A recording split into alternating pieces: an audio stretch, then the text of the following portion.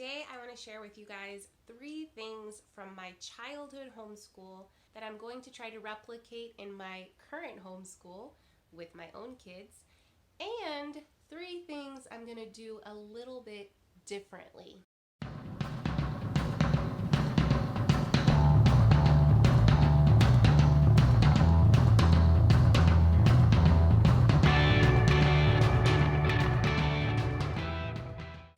Hey y'all, I'm Kaela Perez. Welcome back to my channel.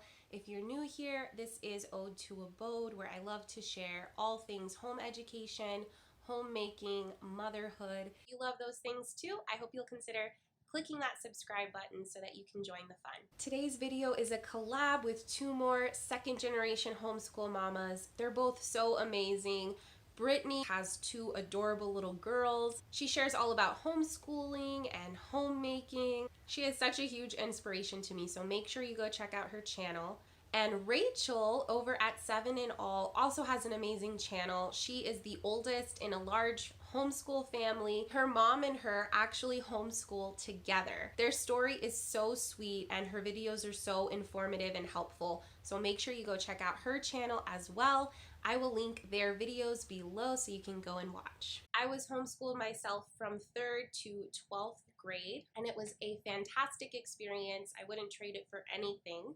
So I want to put the disclaimer there, Mom, if you're watching this, I love you. I'm so thankful that you homeschooled me. Obviously, the fact that I'm choosing homeschool for my own family now should speak volumes to the fact that I love homeschool. I loved it then and I love it now. And so anything I share in this video is just based on my personal opinions and experience, and it's not meant to be disparaging to homeschool in general or my personal childhood education that my parents gave me. Okay, so let's get into this. I'm going to start by sharing 3 things that really had a positive impact on me during my childhood homeschool education, things that I'm hoping I can replicate today. The first thing I'm going to call socialization, which is ironic because a lot of people feel like homeschooling limits your socialization, but growing up, we had so much of it. One example of that is that growing up, my dad worked nights. And if I had been in public school during the day and my father had been working at night, I probably would have never seen my dad. But thankfully, we were homeschooled. And so my mom was able to really customize our homeschool schedule so that my brothers and I could get as much quality time with my dad as possible.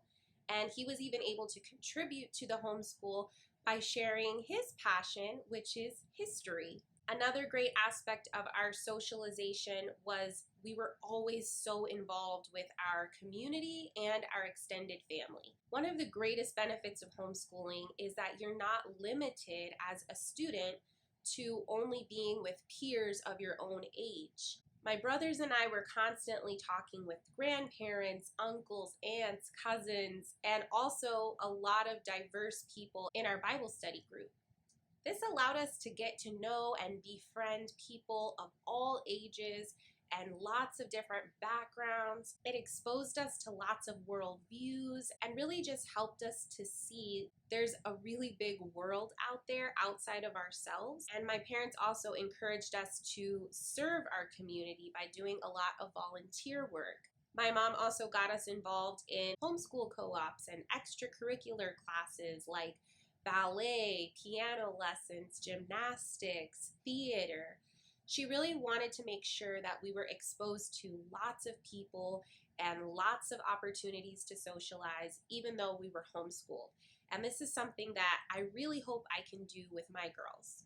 After the pandemic, of course. The second aspect of my childhood homeschool that is near and dear to my heart is books. So we always had lots of books coming in and out of the house.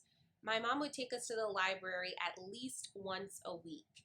And although we didn't label ourselves as Charlotte Mason or literature-based, I don't even think my mom was familiar with any of those methods or categories. But looking back, I can see that we were heavily literature based in our homeschool. And because of that, I still love reading. I love using books in my homeschool now with my kids. My mom made sure that she taught us to read at a young age using a phonics program.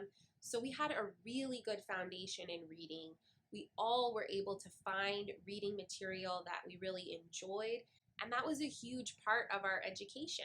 Third thing that I am hoping to replicate from how my parents homeschooled us is the freedom to pursue our own interests.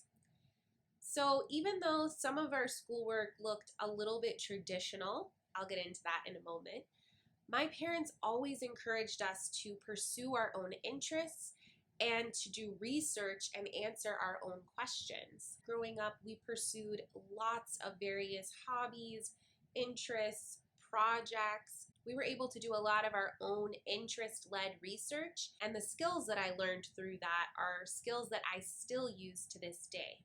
And this is definitely something that I do now with my kids and I will continue to do. Okay, so now we're going to talk about 3 things that I'm going to be doing a little differently this time around. The first thing is how reliant we are on workbooks. So growing up, I would say workbooks were kind of the core, kind of the spine of our homeschool. We did a lot of workbooks. My mom never bought us a big box curriculum per se, but she was quite fond of those workbooks that would be all inclusive. They would usually say like complete curriculum, grade 5, or something along those lines. I did one almost every year until I got to high school. Now, I'm not saying anything bad about workbooks. I think workbooks are a wonderful resource, and I still use workbooks to a certain extent in my homeschool now. Looking back as an adult, I do feel like my homeschool experience wasn't as well-rounded as it could have been. There were certain subjects that I couldn't learn easily through workbooks, like math, and so I wish that I had had a few more resources and tools at my disposal to learn those things. I think part of that is just it was a different time period. My mom didn't really know a lot of people who were choosing to homeschool, and it's not like you could just Google something or find a YouTube video to review curriculum. So she did the best she could with what she had, and it was totally fine. But I'm hoping that I can offer a more well-rounded educational experience for my girls now. The second thing kind of goes hand in hand, and this is more emphasis on math. So I just told you that I had a really hard time with math because the only tools that we were using for math were workbooks, and it can be difficult to learn math concepts, especially more advanced math concepts, solely through a worksheet. So the way that I teach math to my girls will be very different from the way that I learned math growing up. And I'm hoping that that will be really beneficial to them because I kind of have a math gap. It's something that I haven't heard talked about that much in the online homeschool community, but I do have several friends who were homeschooled and now as adults have realized like, wow, we didn't really have the best foundation when it comes to math skills. And I am definitely one of those people. So these days I am making math a pretty big priority in our homeschool. I want to make sure that my girls have a really strong foundation because I know that understanding math opens up so many opportunities to them. And it also just helps them to develop those critical thinking skills that are valuable for every facet of life. The last thing that I'm going to be doing a little bit differently this time around is more art. So growing up, we did lots of crafts and arts. My mom was really great about doing messy science experiments with us. We had lots of fun. However, we didn't have a formal art curriculum. We didn't learn about the great artists or learn specific art techniques. And so art is something that I've always just felt like I'm not good at it and it's unachievable for me. Now, as a mom, I've seen so many amazing resources for teaching art and also learning art along with your kids. And that's something I'm really excited to do this time around. Okay, so there you have it. 3 things that I loved from my childhood homeschool and I'm bringing into my current homeschool, and 3 things that I'm hoping to change up a little. I hope you enjoyed this video as much as I enjoyed making it. If you did, I hope you'll consider giving it a thumbs up.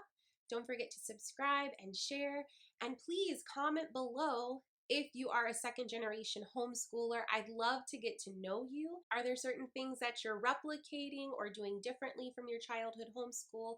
Let me know. I would love to hear from you. Thanks for spending a few minutes of your time with me, and I will see you in the next video.